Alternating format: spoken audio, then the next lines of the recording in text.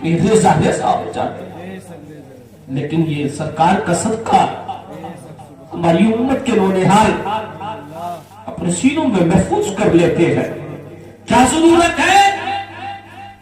کم سے کم اتنی ضرورت ہے کہ وہ تمہاری نماز جنازہ پڑھا سکے۔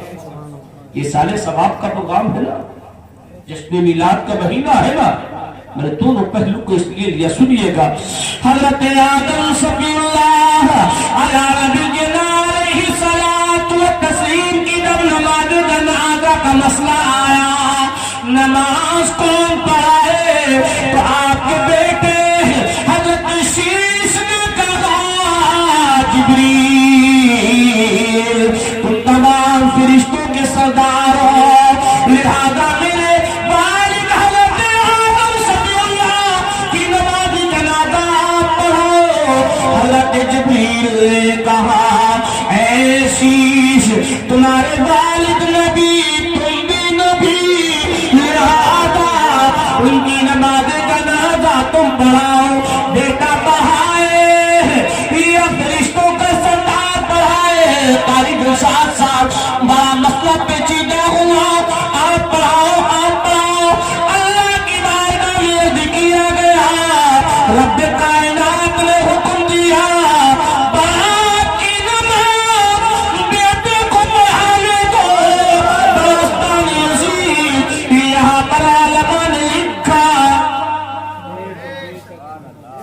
یہ ضرورت ہے دین تعلیم دلانے کی، یہ ضرورت ہے علم سیکھنے کی، یہ ضرورت ہے نیکی کی دعوت عام کرنے کی۔ اگر ماں کی باپ کی نماز جنازہ بیٹا پڑھا دے، اللہ باپ کے گناہوں کو نہیں دیکھتا ہے، بیٹے کی دعاؤں کو دیکھتا ہے۔ تو استانی عزیز یہ ضرورت ہے نماز جنازہ اگر بیٹا پڑھا دے، قبر پر کھڑے ہو کر کے ایثار کر دے۔ استانی عزیز اب یہاں پر ذرا ایک مسئلہ اور سنیے، دنیا اس چیز پر گواہ ہے، ہم مصطفیٰ کریم صلی اللہ علیہ وسلم سے محبت کرنے والے، حقیقت ہے، مگر پیارے آج ہمارے قدم بہکتے ہیں، ہمیں قبر یاد نہیں آتی، ہماری زبانیں بہکتی ہیں، ہمیں قبر یاد نہیں آتی، ہماری جیبوں میں مال حرام آتا ہے، ہمیں عذاب قبر یاد نہیں آتا، ہماری زبانوں پر غیبت آتی ہے، ہمیں حشر کا قبر کا پرسرات کا منظر یاد نہیں آتا۔ لیکن پیارے اس رسول ہاشمی کی زندگی کو سنو، جس نبی کریم صلی اللہ علیہ وسلم کو اللہ نے ساری کائنات میں سب سے افضل و اعلیٰ بنایا۔ یہ آخری بات میں آپ سے کر رہا ہوں، گفتگو کو اختتام کی طرف لے کر کے چلو۔ سب سے افضل اور اعلیٰ اللہ نے اپنے حبیب کو پیدا فرمایا۔ نبی سب سے پہلے تشریف بعد میں لائے، نبی سب سے پہلے تشریف سب سے بعد میں لائے۔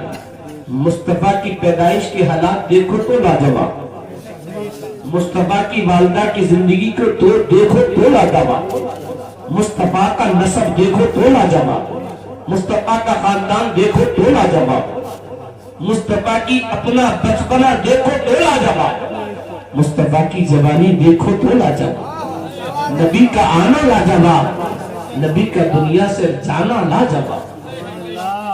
کس پہلو میں دیکھو گے مصطفیٰ، لیکن پیارے صبر کی تلقین مصطفیٰ نے اپنی زندگی میں ایسے فرمائی تو استاد عزیز کوئی چون چرا نہیں کر سکتا۔ اور مصطفیٰ کی ذات کو سمجھنے کے لیے ہمیں سمجھنا ہوگا، ہمیں ہر پہلو کو دیکھنا ہوگا۔ اللہ اپنے حبیب سے کس قدر محبت فرماتا ہے۔ دنیا کہتی ہے نبی جب تشریف لائے تو رحمتیں برسی. میں کہتا ہوں حقیقت ہے، لیکن یہ کوتاہی مت کرو. یہاں یہ کوتاہی مت کرو. مصطفیٰ کی صرف آمد پر ہی نہیں، وہ دن، وہ مہینہ، وہ سال ہی نہیں، بلکہ وہ سال جس سال میں آقا تشریف لانے والے ہیں، وہ تمام سال اللہ کی رحمتوں کا نزول ہوتا رہا. وہ دن تو ایک الگ، اس جیسا تو کوئی دن ہی نہیں، اس جیسی تو رات ہی نہیں، اس جیسا تو ہفتہ ہی نہیں، اس جیسا تو مہینہ ہی نہیں، اس جیسا سال ہی نہیں. تو اس تاریخ عزیز نبی کونین صلی اللہ علیہ وسلم کی آمد جب ہونے لگی، انسان تھا، انسانیت نہیں تھی. انسان تو تھا، انسانیت نہیں تھی. علماء نے لکھا نبی تشریف نہیں لائے، کعبہ ہے مگر کعبے کا مادر ذات ننگے ہو کر کے لوگ طواف کرتے ہیں. معذاللہ، نبی تشریف نہیں لائے ہیں، انسان ہے، ماں ہے. اگر باپ کا انتقال ہو گیا تو بیٹا اپنی ماں کو اپنی بیوی کا درجہ دیتا. نبی تشریف نہیں لائے، ایسے ظلم دنیا میں برپا ہوئے. آقا جب تشریف لائے، جو سال آقا کی تشریف لانے کا ہے، اللہ کی رحمتوں کی بارش کا نزول ہونے لگا.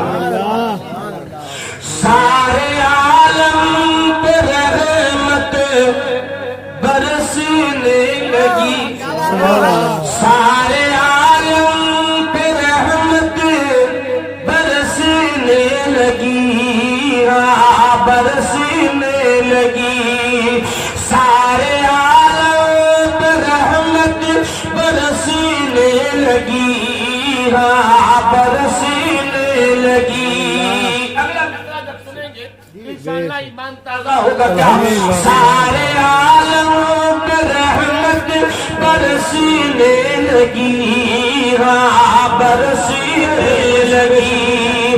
جب نبی کی ولادت کا سال آیا، سارے عالم پہ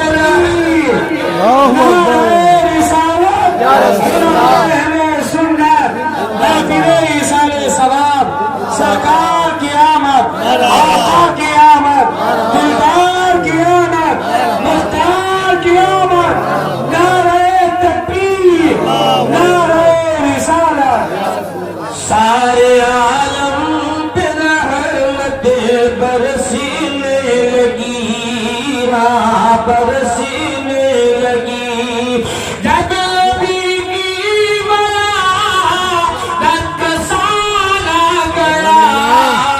زلزلے پہ حسن و جمال آ گیا، زلزلے پہ حسن و جمال آ گیا، جمال آ گیا، جمال آ گیا.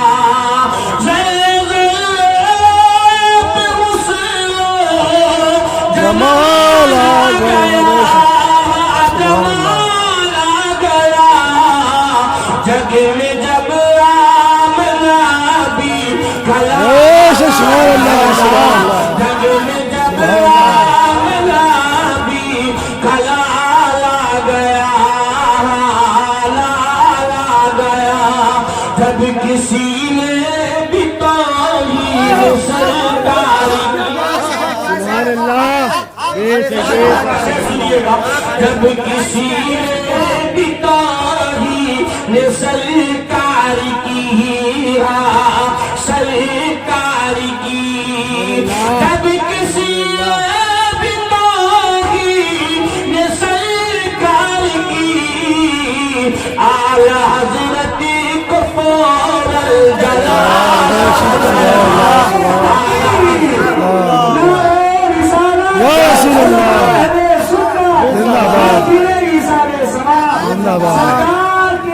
مرحبا مرحبا مرحبا. اللہ اکبر یا رسول اللہ. جب کسی نے بھی توہین سرکار کی اعلی حضرت کو فوراً جلال آ گیا، جلال آ گیا، اور رات بھر غم میں روتے رہے مصطفیٰ۔ آج ہم روئے لیکن دل پیارے آقا ہمارے لیے روئے۔ مصطفیٰ کریم صلی اللہ علیہ وسلم نے ہمیں یاد کروایا۔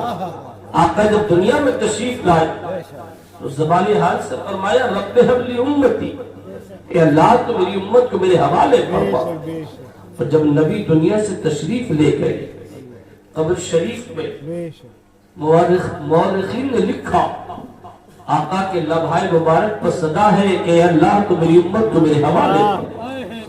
اور یہ تو مسئلہ یہاں ہے، آقا کونین صلی اللہ علیہ وسلم ہمیں ہماری قبروں میں آ کر کے دیدار کراتے ہیں۔ شرط یہ ہے کہ ہماری قبر میں جانے سے پہلے ایمان تو مکمل ہو۔ غلامی کا جو دعویٰ ہم زبان سے کرتے ہیں دوستانی عزیز، وہ دعویٰ ہمارا عملی جامہ تو پہنے ہوئے ہو، ہمارا کردار اچھا ہو، ہمارا اخلاق اچھا ہو، ہمارا پہناوا اچھا ہو، ہماری چال اچھی ہو، ہماری گفتار اچھی ہو، ہماری صبح اچھی ہو، ہماری شام اچھی ہو، ہماری نمازوں کی پابندی ہو، ہمارے اخلاق، ہمارا ترانہ، ہماری دنیا کی جینے کا ڈھنگ، اس سب مصطفیٰ کی سنتوں پر ہونا چاہیے۔ اللہ کی قسم ہمیں دنیا کی پرواہ نہیں کرنی چاہیے، ہمیں قبر کی پرواہ نہیں، اگر پرواہ کرنی ہے تو مصطفیٰ کی محبت کی پرواہ کرنی چاہیے، آقا کی سنتوں کی پرواہ کرنی چاہیے۔ یہی پیغام آپ اس محفل سے لے کر کے جائیے۔ بھائی کریم شاہ کی اہلیہ محترمہ کے اِسال ثواب پہ ہم اور آپ حاضر ہیں، اس پیغام کو لے کر کے جائیے۔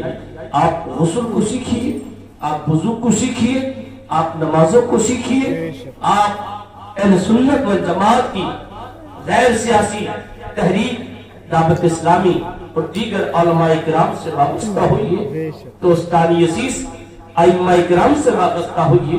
سال کے 365 دن ہوتے ہیں، اگر روز ایک دن بیٹھ کر ہم اپنے امام سے اگر ایک مسئلہ اگر پوچھیں گے، دوستانی عزیز ایک سال میں 300